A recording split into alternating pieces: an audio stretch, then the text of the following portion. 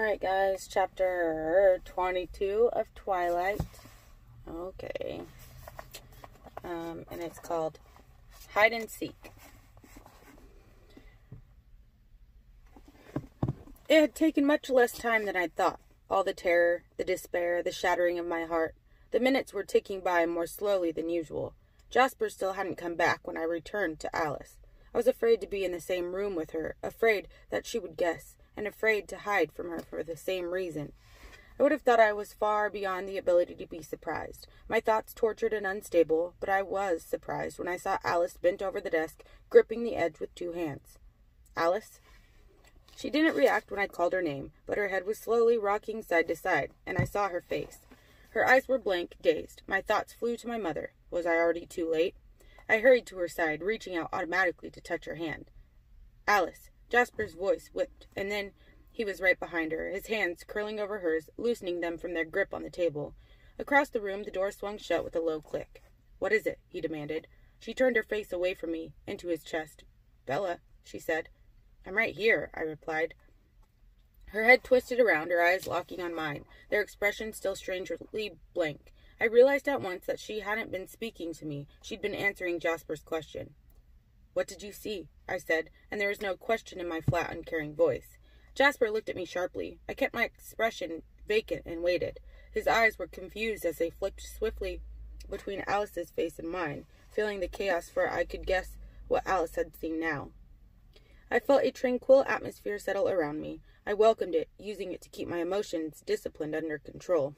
Alice, too, recovered herself. "Nothing, really," she answered finally, her voice remarkably calm and convincing. "Just the same room as before." She finally looked at me, her expression smooth and withdrawn. "Did you want breakfast?" "No, I'll eat at the airport." I was very calm, too. I went to the bathroom to shower, almost as if I were borrowing Jasper's strange extra sense. I could feel Alice's wild, though well-concealed desperation to have me out of the room, to be alone with Jasper, so she could tell him that they were doing something wrong, that they were going to fail. I got ready methodically, concentrating on each little task. I left my hair down, swirling around me, covering my face. The peaceful mood Jasper created worked its way through me and helped me think clearly, helped me plan. I dug through my bag until I found my sock full of money. I emptied it into my pocket. I was anxious to get to the airport and glad when we left by 7. I sat alone this time in the back of the dark car. Alice leaned against the door, her face toward Jasper, but behind her sunglasses, shooting glances in my direction every few seconds. "Alice?" I asked indifferently. She was weary. "Yes? How does it work?" "The things that you see." I stared out the side window, and my voice sounded bored. Edward said it wasn't definite. That things change. It was harder than I would have thought to say his name. That must have been what alerted Jasper, why a fresh wave of serenity filled the car. "Yes, things change," she murmured hopefully, I thought. "Some things are more certain than others, like the weather. People are harder. I only see the course they're on while they're on it. Once they change their minds, make a new decision, no matter how small, the whole future shifts." I nodded thoughtfully. "So you couldn't see James in Phoenix until he decided to come here?" "Yes," she agreed, weary again. And she hadn't seen me in the mirror room with James until I'd made the decision to meet him there. I tried not to think about what else she might have seen. I didn't want my panic to make Jasper more suspicious. They would be watching me twice as carefully now. Anyway, after Alice's vision, this was going to be impossible. We got to the airport. Luck was with me, or maybe it was just good odds. Edward's plane was landing in Terminal 4, the largest terminal, where most flights landed, so it wasn't surprising that his was. But it was the terminal I needed, the biggest, the most confusing, and there was a door on level 3 that might be the only chance. We parked on the 4th floor of the huge garage. I led the way, for once more knowledgeable about my surroundings than they were. We took the elevator down to level 3, where the passengers unloaded. Alice and Jasper spent a long time looking at the departing flights board. I could hear them discussing the pros and cons of New York, Atlanta, Chicago, places I'd never seen, and would never see. I waited for my opportunity, impatient, unable to stop my toe from tapping. We sat in the long rows of chairs by the metal detectors, Jasper and Alice pretending to people watch, but really watching me. Every inch I shifted in my seat was followed by a quick glance out of the corner of their eyes. It was hopeless. Should I run? Would they dare to stop me physically in this public place? Or would they simply follow? I pulled the unmarked envelope out of my pocket and set it on top of Alice's black leather bag. She looked at me. "My letter," I said. She nodded, tucking it under the top flap. He would find it soon enough. The minutes passed and Edward's arrival grew closer. It was amazing how every cell in my body seemed to know he was coming, to long for his coming. That made it very hard. I found myself trying to think of excuses to stay, to see him first and then make my escape, but I knew that was impossible if I was going to have any chance to get away. Several times Alice offered to go get breakfast with me. Later I told her, not yet. I stared at the arrival board, watching as flight after flight arrived on time. The flight from Seattle crept closer to the top of the board, and then when I had only 13 minutes to make my escape, the numbers changed. His plane was 10 minutes early. I had no more time. I think I'll eat now, I said quickly. Alice stood. I'll come with you. Do you mind if Jasper comes instead? I asked. I'm feeling a little... I didn't finish the sentence. My eyes were wild enough to convey what I didn't say. Jasper stood up. Alice's eyes were confused, but I saw to my relief not suspicious. She must be attributing the change in her vision to some maneuver of the trackers rather than a betrayal by me. Jasper walked silently beside me, his hand on the small of my back as if he were guiding me. I pretended a lack of interest in the first few airport cafes, my head scanning for what I really wanted. And there it was, around the corner, out of Alice's sharp sight, the level 3 ladies' room. Do you mind? I asked Jasper as we passed. I'll just be a moment. I'll be right here, he said. As soon as the door shut behind me, I was running. I remember the time I had gotten lost from this bathroom because it had 2 exits. Outside the far door, it was only a short sprint to the elevators, and if Jasper stayed where he said he would, I'd never be in his line of sight. I didn't look behind me as I ran. This was my only chance, and even if he saw me, I had to keep going. People stared, but I ignored them. Around the corner, the elevators were waiting, and I dashed forward, throwing my hand between the closing doors of a full elevator headed down. I squeezed in beside the irritated passengers and checked to make sure that the button for level 1 had been pushed. It was already lit, and the doors closed. As soon as the door opened, I was off again, to the sound of annoyed murmurs behind me. I slowed myself as I passed the security guards by the luggage carousels, only to break into a run again as the exit doors came into view. I had no way of knowing if Jasper was looking for me yet. I would have only seconds if he was following my scent. I jumped out of the automatic doors, nearly smacking into the glass when they opened too slowly. Along the crowded curb, there wasn't a cab in sight. I had no time. Alice and Jasper were either about to realize I was gone, or they already had. They would find me in a heartbeat. The shuttle to the Hyatt was just closing its doors a few feet behind me. Wait, I called, running, waving at the driver. This is the shuttle to the Hyatt, the driver said in confusion as he opened the door. Yes, I huffed. That's where I'm going. I hurried up the steps. He looked askance at my luggageless state, but then shrugged, not caring enough to ask. Most of the seats were empty. I sat as far from the other travelers as possible and watched out the window as first the sidewalk and then the airport drifted away. I couldn't help imagining Edward, where he would stand at the edge of the road when he found the end of my trail. I couldn't cry yet, I told myself. I still had a long way to go. My luck held. In front of the Hyatt, a tired-looking couple was getting their last suitcase out of the trunk of a cab. I jumped out of the shuttle and ran to the cab, sliding into the seat behind the driver. The tired couple and the shuttle driver stared at me. I told the surprised cabbie my mother's address. I need to get there as soon as possible. That's in Scottsdale, he complained. I threw 420s over the seat. Will that be enough? Sure, kid, no problem. I sat back against the seat, folding my arms across my lap. The familiar city began to rush around me, but I didn't look out the windows. I exerted myself to maintain control. I was determined not to lose myself at this point, now that my plan was successfully completed. There was no point in indulging in more terror, more anxiety. My path was set. I just had to follow it now. So instead of panicking, I closed my eyes and spent the 20 minutes drive with Edward. I imagined that I had stayed at the airport to meet Edward. I visualized how I would stand on my toes, the sooner to see his face. How quickly, how gracefully he would move through the crowds of people separating us. And then I would run to close those last few feet between us, reckless as always, and I would be in his marble arms, finally safe. I wondered where we would have gone. North somewhere, so he could be outside in the day. Or maybe somewhere very remote, so we could lay in the sun together again. I imagined him by the shore, his skin sparkling like the sea. It wouldn't matter how long we had to hide. To be trapped in a hotel room with him would be a kind of heaven. So many questions I still had for him. I could talk to him forever, never sleeping, never leaving his side. I could see his face so clearly now, almost hear his voice, and despite all the horror and hopelessness, I was fleetingly happy. So involved was I in my escapist daydreams, I lost all track of the seconds racing by. Hey, what was the number? The cabbie's question punctured my fantasy, letting all the colors run out of my lovely delusions. Fear, bleak and hard, was waiting to fill the empty space they left behind. 5821. My voice sounded strangled. The cabbie looked at me, nervous that I was having an episode or something. Here we are, then. He was anxious to get me out of his car, probably hoping I wouldn't ask for my change. "Thank you," I whispered. There was no need to be afraid, I reminded myself. The house was empty. I had to hurry. My mom was waiting for me, frightened, depending on me. I ran to the door, reaching up automatically to grab the key under the eave. I unlocked the door. It was dark inside, empty, normal. I ran to the phone, turning on the kitchen light on my way.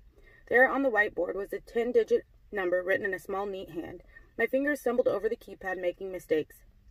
I had to hang up and start again. I concentrated only on the buttons this time, carefully pressing each one in turn. I was successful. I held the phone to my ear with a shaking hand. It rang only once. "Hello, Bella," that easy voice answered. "That was very quick. I'm impressed. Is my mom all right?" "She's perfectly fine. Don't worry, Bella. I have no quarrel with her. Unless you didn't come alone, of course." Light, amused. "I'm alone. I've never been more alone in my entire life." "Very good. Now, do you know the ballet studio just around the corner from your home?" "Yes, I know how to get there." "Well, then I'll see you very soon." I hung up. I ran from the room, through the door, and out into the baking heat. There was no time to look back at my house, and I didn't want to see it as it was now, empty, a symbol of fear instead of sanctuary. The last person to walk through those familiar doors was my enemy. From the corner of my eye, I could almost see my mother standing in the shade of the big eucalyptus tree where I'd played as a child, or kneeling by the little plot of dirt around the mailbox, the cemetery of all the flowers she'd tried to grow. The memories were better than any reality I would see today, but I raced away from them, toward the corner, leaving everything behind me. I felt so slow, like I was running through wet sand. I couldn't seem to get enough purchase from the concrete. I tripped several times, once falling, catching myself with my hands, scraping them on the sidewalk, and then lurching up to plunge forward again. But at last, I made it to the corner. Just another street now. I ran, sweat pouring down my face, gasping. The sun was hot on my skin, too bright as it bounced off the white concrete and blinded me. I felt dangerously exposed, more fiercely than I would have dreamed I was capable of. I wished for the green protective forests of Forks, of home. When I rounded the last corner onto Cactus, I could see the studio looking just as I remembered it. The parking lot in front was empty, the vertical blinds and all the windows drawn. I couldn't run anymore. I couldn't breathe. Exertion and fear had gotten the best of me. I thought of my mother to keep my feet moving, one in front of the other. As I got closer, I could see the sign inside the door. It was handwritten on hot pink paper. It said the dance studio was closed for spring break. I touched the handle, tugged on it cautiously. It was unlocked. I fought to catch my breath and opened the door. The lobby was dark and empty, cool, the air conditioner thrumming. The plastic molded chairs were stacked along the walls, and the carpet smelled like shampoo. The west dance floor was dark. I could see through the open viewing window. The east dance floor, the bigger room, was lit, but the blinds were closed on the window. Terror seized me so strongly that I was literally trapped by it. I couldn't make my feet move forward. And then my mother's voice called, "Bella? Bella!" That same tone of hysterical panic. I sprinted to the door, to the sound of her voice. "Bella, you scared me. Don't you ever do that to me again." Her voice continued as I ran into the long, high-ceilinged room. I stared around me, trying to find where her voice was coming from. I heard her laugh, and I whirled to the sound. There she was, on the TV screen, tousling my hair in relief. It was Thanksgiving, and I was 12. We'd gone to see my grandmother in California, the last year before she died. We went to the beach one day, and I'd leaned too far over the edge of the pier. She'd seen my feet flailing, trying to reclaim my balance. "Bella! Bella!" she called to me in fear. And then the TV screen was blue. I turned slowly. He was standing very still by the back exit. So still, I hadn't noticed him at first. In his hand was a remote control. We stared at each other for a long moment, and then he smiled.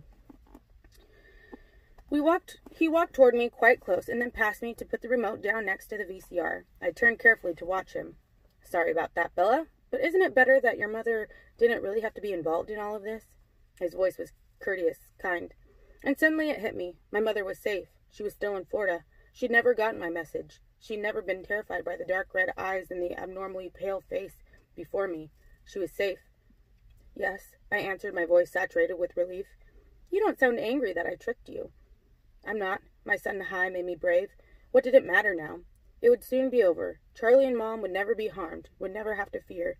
I felt almost giddy, almost analytical. Part of my mind warned me that I was dangerously close to snapping from the stress. "How odd. You really mean it?" His dark eyes assessed me with interest. The irises were nearly black, just a hint of ruby around the edges. Thirsty. "I will give your strange coven this much. You humans can be quite interesting. I guess I can see the draw of observing you. It's amazing. Some of you seem to have no sense of your own self-interest at all." He was standing a few feet away from me, arms folded, looking at me curiously. There was no menace in his face or stance. He was so very average-looking, nothing remarkable about his face or body at all, just the white skin, the circled eyes I'd grown so used to. He wore a pale blue long-sleeved shirt and faded blue jeans. "I suppose you're going to tell me that your boyfriend will avenge you?" he asked, hopefully, it seemed to me. "No, I don't think so. At least I asked him not to." "And what was his reply to that?" "I don't know." It was strangely easy to converse with this genteel hunter. "I left him a letter." "How romantic. A last letter. And do you think he will honor it?" His voice was just a little harder now, a hint of sarcasm marring his polite tone. "I hope so." Well, our hopes differ then. You see, this was all just a little too easy, too quick. To be quite honest, I'm disappointed. I expected a much greater challenge. And after all, I only needed a little luck." I waited in silence. "When Victoria couldn't get to your father, I had her find out more about you. There was no sense in running all over the planet chasing you down when I could comfortably wait for you in a place of my choosing. So after I talked to Victoria, I decided to come to Phoenix to pay your mother a visit. I'd heard you say you were going home. At first, I never dreamed you meant it, but then I wondered. Humans can be very predictable. They like to be somewhere familiar, somewhere safe. And wouldn't it be the perfect ploy to go to the last place you should be when you're hiding? The place that you said you'd be? But of course, I wasn't sure. It was just a hunch. I usually get a feeling about the prey that I'm hunting, a sixth sense, if you will. I listened to your message when I got to your mother's house, but of course I couldn't be sure where you'd called from. It was very useful to have your number, but you could have been in Antarctica for all I knew, and the game wouldn't work unless you were close by. Then your boyfriend got on a plane to Phoenix. Victoria was monitoring them for me, naturally. In a game with this many players, I couldn't be working alone, and so they told me what I'd hoped, that you were here after all. I was prepared. I'd already been through your charming home movies. And then it was simply a matter of the bluff. Very easy, you know, not really up to my standards. So you see, I'm hoping you're wrong about your boyfriend. Edward is in it?" I didn't answer. The bravado was wearing off. I sensed that he was coming to the end of his gloat. It wasn't meant for me anyway. There was no glory in beating me, a weak human. "Would you mind very much if I left a little letter of my own for your Edward?" He took a step back and touched a palm-sized digital video camera balanced carefully on top of the stereo. A small red light indicated that it was already running. He adjusted it a few times, widened the frame. I stared at him in horror. "I'm sorry, but I just don't think he'll be able to resist hunting me after he watches this, and I wouldn't want him to miss anything. It was all for him, of course. You're simply a human who unfortunately was in the wrong place at the wrong time and indisputably running with the wrong crowd, I might add." He stepped toward me, smiling. "Before we begin," I felt a curl of nausea in the pit of my stomach as he spoke. This was something I had not anticipated. "I would just like to rub it in just a little bit. The answer was there all along, and I was so afraid Edward would see that and ruin my fun. It happened once, ages ago, the one and only time my prey escaped me. You see, the vampire who was so stupidly fond of this little victim made the choice that your Edward was too weak to make. When the old one knew I was after his little friend, he stole her from the asylum where he worked. I never will understand the obsession some vampires seem to form with you humans. And as soon as he freed her, he made her safe. She didn't even seem to notice the pain, poor little creature. She'd been stuck in that black hole of a cell for so long. 100 years earlier, and she would have been burned at the stake for her visions. In the 1920s, it was the asylum or the shock treatments. When she opened her eyes, strong with her fresh youth, it was like she'd never seen the sun before. The old vampire made her a strong new vampire, and there was no reason for me to touch her then." He sighed. "I destroyed the old one in vengeance." "Alice," I breathed, astonished. "Yes, your little friend. I was surprised to see her in the clearing, so I guess her coven ought to be able to derive some comfort from this experience. I get you, but they get her, the one victim who escaped me. Quite an honor, actually. And she did smell so delicious. I still regret that I never got to taste. She smelled even better than you do. Sorry, I don't mean to be offensive. You have a very nice smell, floral somehow." He took another step toward me, till he was just inches away. He lifted a lock of my hair and sniffed at it delicately. Then he gently patted the strand back into place, and I felt his cool fingertips against my throat. He reached up to stroke my cheek once quickly with his thumb, his face curious. I wanted so badly to run, but I was frozen. I couldn't even flinch away. "No," he murmured to himself as he dropped his hand. "I don't understand," he sighed. "Well, I suppose we should get on with it, and then I can call your friends and tell them where to find you and my little message." I was definitely sick now. There was pain coming, and I could see it in his eyes. It wouldn't be enough for him to win, to feed and go. There would be no quick end like I'd been counting on. My knees began to shake, and I was afraid I was going to fall. He stepped back and began to circle casually as if he were trying to get a better view of a statue in a museum. His face was still open and friendly as he decided where to start.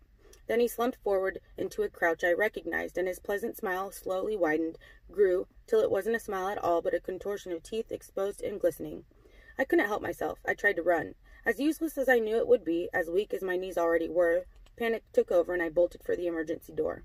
He was in front of me in a flash. I didn't see if he used his hand or his foot. It was too fast. A crushing blow struck my chest. I felt myself flying backward, and then heard the crunch as my head bashed into the mirrors. The glass buckled, some of the pieces shattering and splintering on the floor beside me. I was too stunned to feel the pain. I couldn't breathe yet. He walked toward me slowly. "That's a very nice effect," he said, examining the mess of glass, his voice friendly again. "I thought this room would be visually dramatic for my little film. That's why I picked this place to meet you. It's perfect, isn't it?" I ignored him, scrambling on my hands and knees, crawling toward the other door. He was over me at once, his foot stepping down hard on my leg. I heard the sickening snap before I felt it, but then I did feel it, and I couldn't hold back my scream of agony. I twisted up to reach for my leg, and he was standing over me, smiling. "Would you like to rethink your last request?" he asked pleasantly. His tone nudged my broken leg, and I heard a piercing scream. With a shock, I realized it was mine. "Wouldn't you rather have Edward try to find me?" he prompted. "No," I croaked. "No, Edward, don't!" And then something smashed into my face, throwing me back into the broken mirrors. Over the pain of my leg, I felt the sharp rip across my scalp where the glass cut into it, and then the warm wetness began to spread through my hair with alarming speed. I could feel it soaking the shoulder of my shirt, hear it dripping on the wood below. The smell of it twisted my stomach. Through the nausea and dizziness, I saw something that gave me a sudden final shred of hope. His eyes, merely intent before, now burned with an uncontrollable need. The blood, spreading crimson across my white shirt, pulling rapidly on the floor, was driving him mad with thirst. No matter his original intentions, he couldn't draw this out much longer.